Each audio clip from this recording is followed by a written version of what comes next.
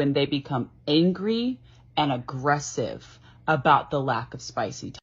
Please go back and watch that entire video.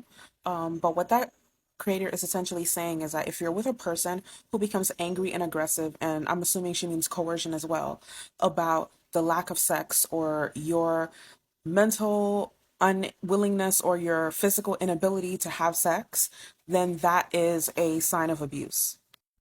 So story time. I have three friends, or had three friends, who were labor and delivery nurses, but one of them quit her job about 18 months or so ago, and I never, brought it up with her or asked her questions about why that was. But we were talking on the phone a couple months ago, and it actually came up in conversation that the reason she had left being a labor and delivery nurse is because she was tired of having to fight grown men and stop them from sexually assaulting their partners who had either just given birth vaginally or had just gone through a C-section.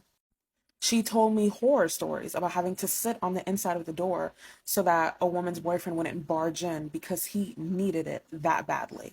She told me another story, many of these, of having to pull men off of their partners. They had climbed on top of these women while they're still in the hospital bed, hours after having a baby. When I went in for my 6 month checkup, my midwife was so relieved that my stitches were healing so beautifully and that she didn't have to redo them, because this was incredibly common for her to either have to redo women's stitches or for women to come into their 6 week checkup already pregnant again. Now it takes about 6 weeks for your vaginal area to heal from giving birth.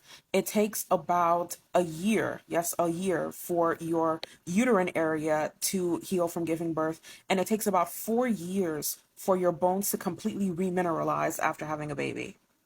But I've gotten on this app and I've seen women talking about being assaulted by their partners or coerced by their partners after they've had a baby.